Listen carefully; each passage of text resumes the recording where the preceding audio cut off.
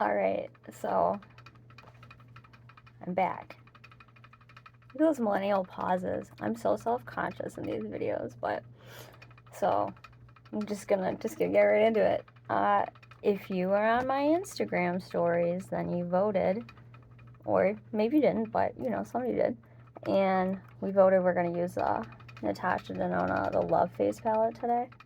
So this is the other one that's fully magnetic when I was talking about the Hypernatural palette yesterday. So everything in this palette I can take out and switch with that palette to make new combinations, which I will do at some point because I love that for me.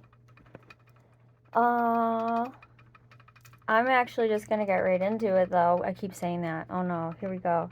But it's like, this is the one that I use kind of the least, not because I don't like it, but because this beautiful pink and this beautiful dark purple and this pinky brown, this is like a really dangerous combination of eyeshadows, because if you mix these all together and you overblend and you get them a little muddy, it just looks like you have black eye.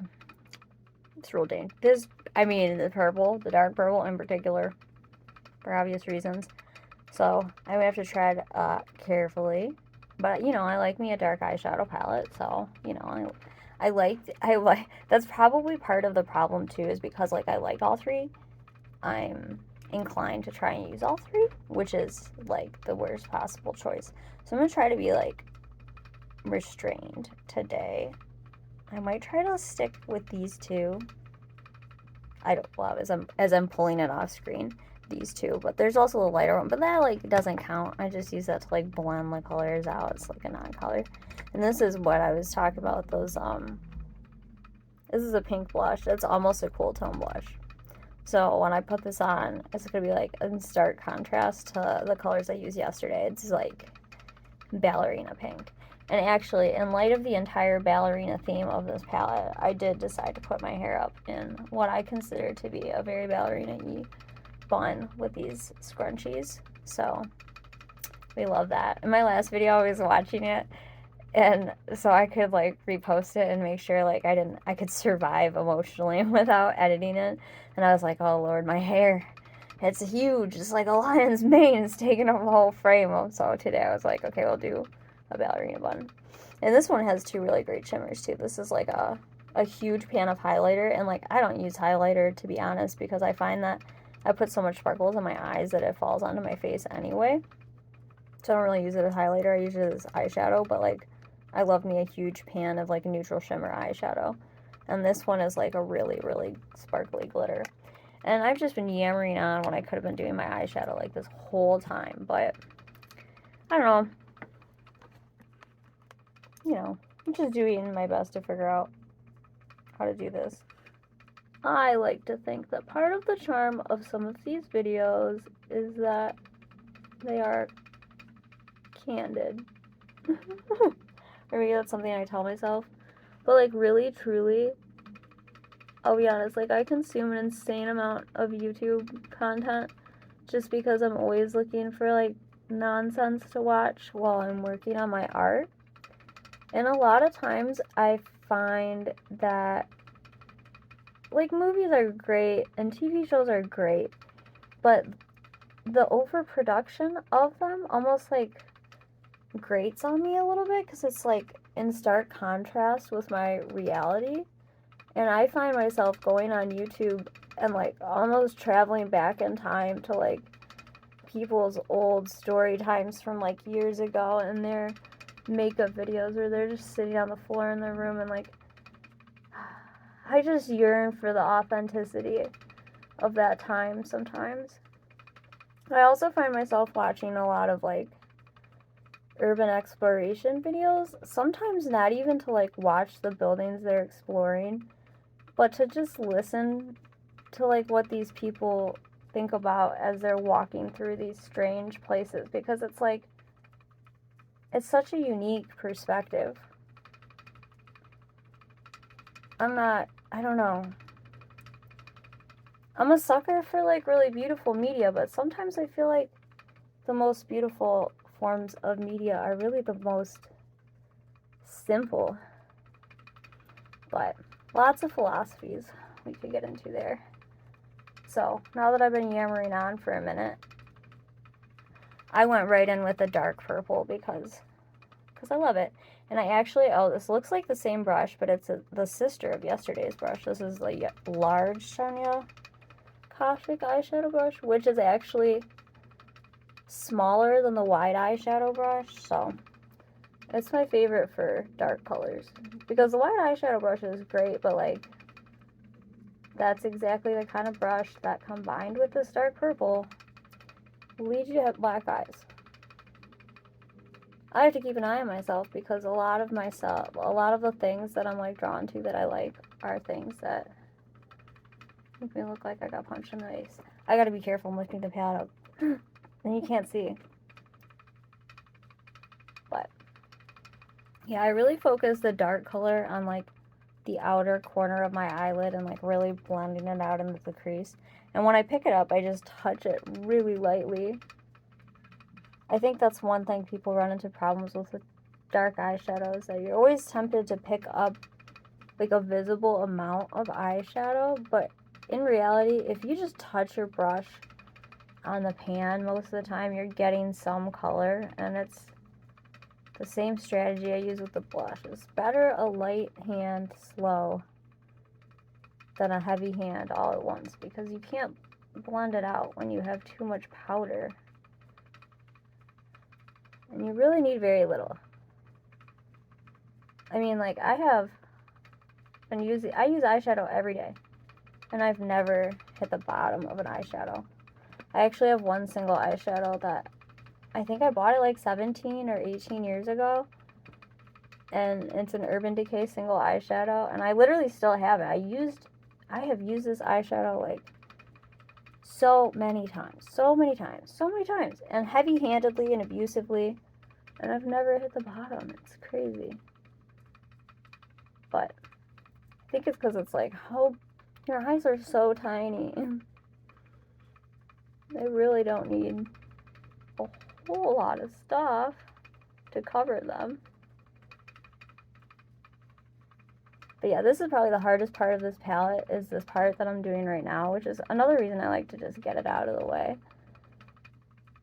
It's really, really, really blending these dark purple, pinky colors and getting them to be strategically placed. So, you know, you don't want to go all the way around your eye, because once you start to fully circle the eye with a dark color, you know right where that is going. That is going to bruise territory. Actually, I'm going to skip the brownie pink and go straight for the light pink. Do the inner corner.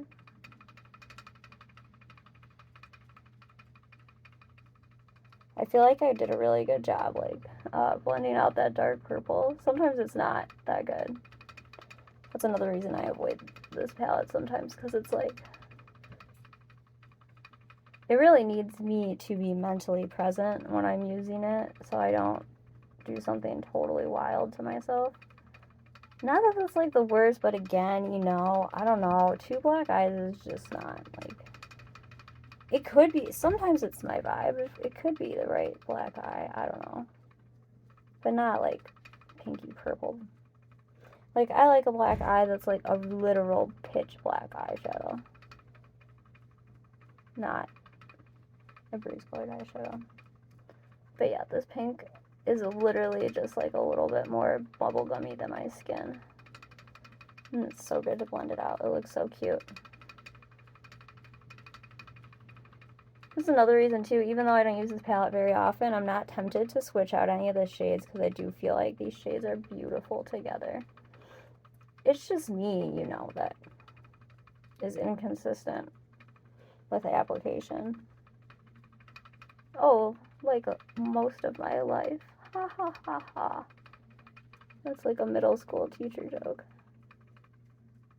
Alexis is about as consistent as her eyeshadow application. Wow, I think this is going to be a really long video, guys. That's purple eyeshadow, though. Purple and pink. Well, actually, I'm going to be real. It looks really good, so. I don't want to overdo it. I think I'm actually going to use this big shimmery one, Because this one's really sparkly and it's pretty, but this one's like really like a juicy metallic finish. And it will show off like the nice shape of my eyeshadow that I have. Like sometimes when, like if my eyeshadow comes out badly blended and blotchy, then I'll pick a sparkle that will like cover my flaws. But when it comes out good, I try to pick a sparkle that, you know, it like shows off my hard work blending purple eyeshadow. Cause like, I don't know, makeup's not too hard, but when it is hard, it's probably because you're trying to blend a really dangerous color of eyeshadow that looks great when you do it right, and then when you do it wrong, it looks like you hurt yourself. It looks like you do a fight and lost. I do that all the time. It's not the end of the world. I'm so glad makeup washes off. And like, when you get into a fight with your makeup and everything comes out wrong, you do tend to like learn a lot, so there's that. It's just that most times I don't have the energy or the time to like redo my makeup once it's all messed up, so. Oh yeah, and with these shimmers in this palette, I only put them on with my fingers. I don't even try to put them on with a brush because they're so finely milled that they fluff all over my face. And I want them to be like as impactful as possible, so I kind of like feel like I'm scooping up a little bit of my fingers and like really just holding it onto the primer. That's another thing. I don't remember if I mentioned it, but I did start with my primer, the e.l.f. primer and the Milani primer. And they're both like completely translucent, so you can't see anything. And what I like about both of them is that they're both like actually mineral-based primers. Like the eyeshadow one is a bismuth, and the ELF matte primer is a kaolin clay and charcoal, and I find them both to really do a good job keeping my natural oils of my skin from interfering with my makeup without changing the way my face looks, like, really at all. I'm not really into like concealer, foundation, or I don't like to do too much to change my face. I just really like the idea that like I'm allowed to paint my face with color products every day. I think that's the allure for me personally, is color.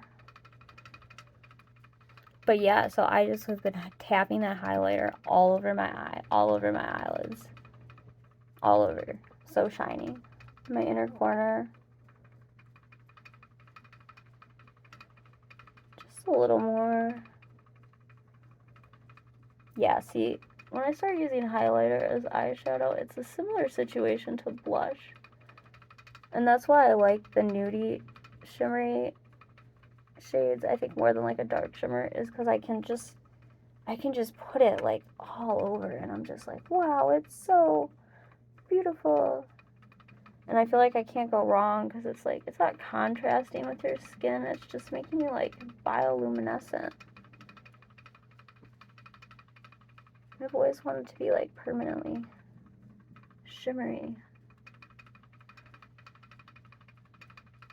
Sometimes too I put it in like the bags under my eyes, because the ones that are intended to be a face shimmer are like really fine and they don't have like glitter chunks in them, so I feel like it just bounces the light back out of my dark circles so they don't look so much like dark circles. So now the final phase, since I'll spare you the mascara phase, I'm going to use the pink blush. This one's a cream blush, so I've got a different brush. It's like a pointy kabuki brush. It's just much more dense, so I find it picks up the cream better. And this one I just keep really high on my cheekbone because it's very light. So you're not going to get any contouring action from this kind of like ballerina pink. So it's more like a highlighter blush because it's so pale. Do my stippling. These cream blushes too from Natasha Denona, I tend to pick up like a lot on the brush. or try to, because they're not like creamy like wet, they're creamy like there's no kickback. So I always feel like I don't have enough on my brush, and they blend out really, really nice. I don't know. Okay, just making excuses to use as much blush as possible. What I'm saying is you just can't overdo it, really. I mean, a bold blush look is just so doll-like and cute.